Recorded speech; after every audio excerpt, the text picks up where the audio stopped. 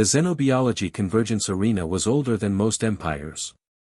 3 kilometers wide, sealed beneath layered energy shields, it had been designed for one purpose, proving which species deserved to control life beyond their own world. Instructor Carvex stood at the highest observation platform, his plated limbs folded in satisfaction. His species, the Varelians, had mastered biodomination long before humanity discovered fire.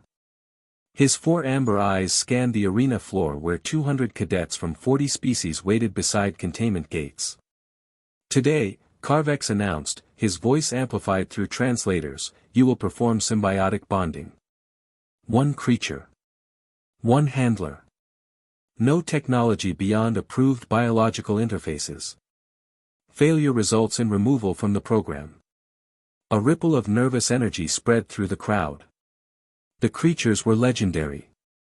Apex predators, psionic fauna, living weapons harvested from death worlds and quarantine systems. Even trained specialists had lost limbs in past trials. Near the far edge of the arena stood Evan Cole, the only human present. No implants. No pheromone glands. No telepathic interface. Just a plain academy suit and calm eyes. Other cadets avoided him instinctively. Humans were still an unknown variable, emotionally volatile, biologically unimpressive, and dangerously unpredictable. Carvex noticed Evan immediately. Cadet Cole, he said sharply. Your species lacks all known xenobonding adaptations. No neural harmonics. No dominance traits. This should be educational. The gates began to open. From one chamber emerged screaming hexclaw hunters, venom dripping from serrated limbs. From another, sky mantas with psychic shockwaves that shattered bone. Massive quadrupeds stomped forward, armored like siege tanks. Students activated pheromone emitters. Telepaths reached outward with focused minds. Bio-augmented cadets deployed muscle control protocols refined over thousands of years.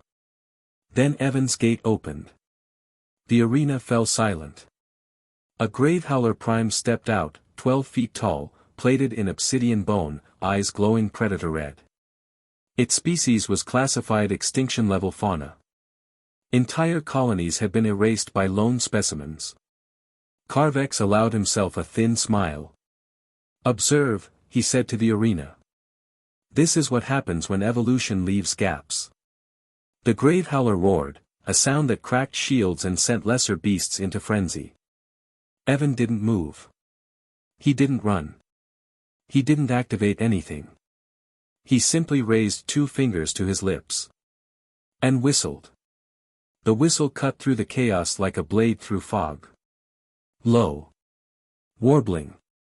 Layered with subtle rhythm. It wasn't a command. It wasn't dominance. It carried something far stranger, familiarity. The Gravehowler halted mid-stride. Its claws scraped against the arena floor as its massive head tilted, confused.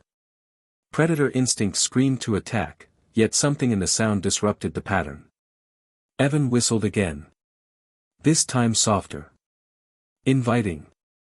The tone humans used for animals that knew them.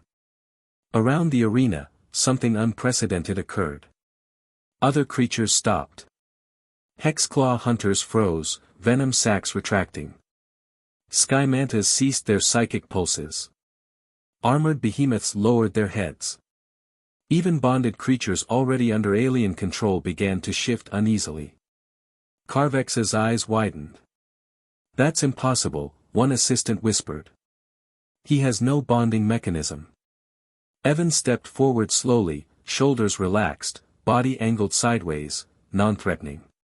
His breathing was steady, his movements deliberate. He knelt.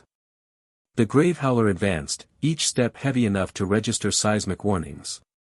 It lowered its massive skull until its breath washed over Evan in waves of heated air. Evan extended his hand. Not to strike. To offer. The Gravehowler sniffed. Then, impossibly, it leaned in. Evan scratched beneath the creature's jaw, right where the armor thinned. A precise location known only to predators, and those who lived among them. The grave howler released a deep, resonant sound that translators failed to categorize. Something between a rumble and contentment. Around them, every creature in the arena gathered. Flying beasts perched on structures. Serpentine horrors coiled peacefully. Massive predators sat back on haunches like attentive hounds. The carefully established bonds of other students collapsed. Their creatures abandoned them, not aggressively, but decisively. All eyes turned to the human. "I'm not bonding," Evan said quietly, still scratching the grave howler. "I'm communicating." Carvex descended from the platform, his limbs trembling. "You are exerting universal control," he said. "Explain." Evan looked up. "On Earth," he said, "we didn't survive by overpowering everything. We survived by learning. Reading posture. Tone. Fear. Trust." He stood slowly. The creatures moved with him, maintaining a respectful circle. Animals don't care about species. They care about intent. He whistled once more. And just like that, the beasts returned to their original handlers. Calm. Stable. Bonded more cleanly than before. The arena was silent. Carvex felt something unfamiliar. Awe. Emergency sessions were convened within minutes. Data streamed across observation decks as analysts replayed footage from every angle. The results were undeniable. Every creature had responded. Simultaneously. Without coercion. No pheromones detected. No psionic emissions. No bioenhancement signals. Carvex addressed Evan directly. "In 8,000 cycles," he said, "this has never occurred. You overrode instinct without dominance. That violates every known xenobiological model." Evan shrugged slightly. "Your models assume animals want control," he said. "Most just want safety." Students gathered nearby, staring at him with a mixture of disbelief and respect. A Mindari telepath stepped forward. "We reach into their thoughts," she said softly. "You didn't." Evan nodded. "Because listening works better than speaking." The Academy's Central Intelligence flagged the event as a Category Black anomaly. Human empathy was no longer considered a soft trait. It was logged as a cross-species universal interface. Within hours, curriculum updates propagated across the coalition.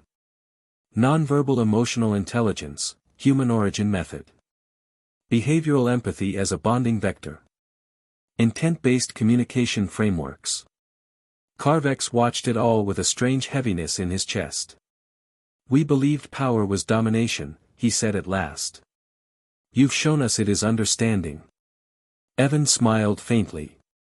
"My grandfather used to say," he replied, "that animals don't speak languages, but they understand honesty."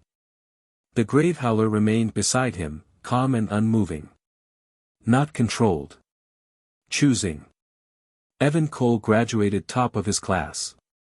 His thesis, Intent Recognition Across Divergent Evolutionary Lines, became mandatory reading in xenobiology academies across known space. Bonding programs were rewritten. Control-based systems were downgraded. Empathy-based protocols became standard. And humanity's reputation changed overnight. Not because humans were stronger. Not because they were faster.